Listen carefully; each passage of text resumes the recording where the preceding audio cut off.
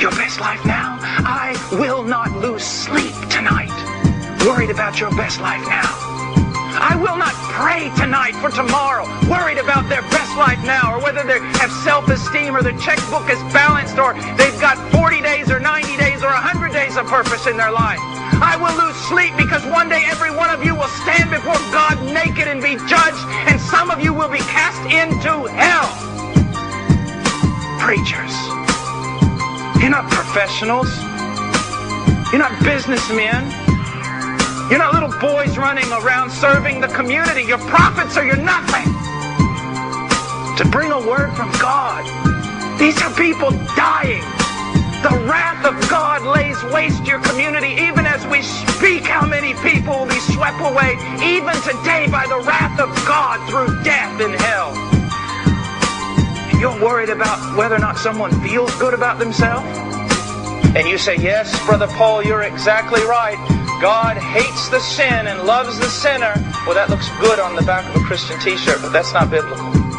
The Bible does not say that God hates the sin and loves the sinner. The Bible says God hates the sinner. Look in Psalms 5. Just look there for a moment. Psalms 5. Verse 5. The boastful shall not stand before your eyes. You hate all who do iniquity. In another translation, you hate all who do wrong. Now, does it say here that God hates the sin or that God hates the sinner? You say, Brother Paul, but what about John 3:16? It's in the book. God so loved the world. Yes, it's in the book, but so is Psalms 5. But God is merciful and a loving God. What about that? Yes, that's true, and we're going to talk about it, but you can't understand it until you understand the full counsel of God. God is love, but this loving God hates. God is merciful, but He is angry. You see, you just can't take one side of the coin, not just one part of the story, and that's the problem today. If you're saved here today, you are not saved because the Romans nailed Jesus to a tree. You are not saved because the Jews whipped Him or beat Him. If you are saved here today, it's because when He was on that tree, He bore our sin and His own Father crushed Him. We are not saved because of what the Romans did to Jesus. We're saved because of what God did to Jesus. He slaughtered His only begotten Son. Think about it for a moment. He's on that tree and He cries out, my God, why hast Thou forsaken me?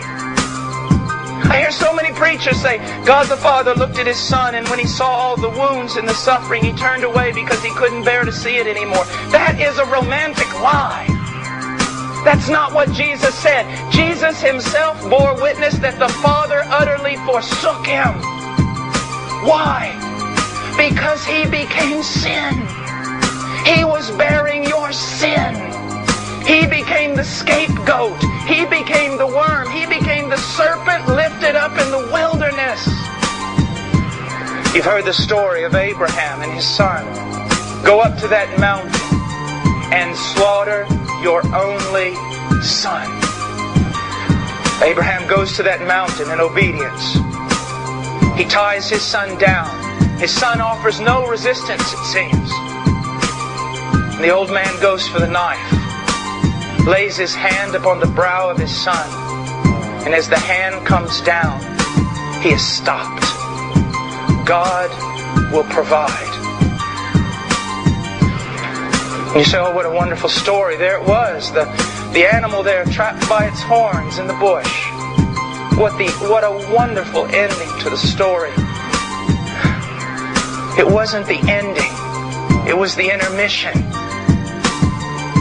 Hundreds of years later, on a hill called Calvary, God the Father laid His hand on the head of His only begotten Son, and He slaughtered Him.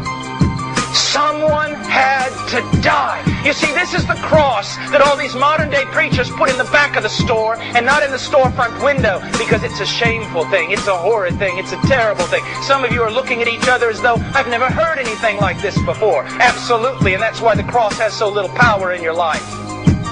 When theologians talk about the perfect sacrifice of Christ, they're not just saying He was sinless. They're also talking about the infinite value of the life given. You take a gigantic cosmic scale. You put everything in it that you can find. You put stars and galaxies, suns and moons and planets and earth, mountains and molehills, moths and men, crickets and clowns, everything you can find, dusts and rocks of granite, everything you can find of creation, and you put it in a scale, and you put Jesus on the other side, and He outweighs them all. It's His value. He's God. His worth cannot be valued, nor can it be emptied or compared. You see the preciousness of Christ. Someone had to die there that was a man. Someone had to die there that was God. And Christ fulfills both of those.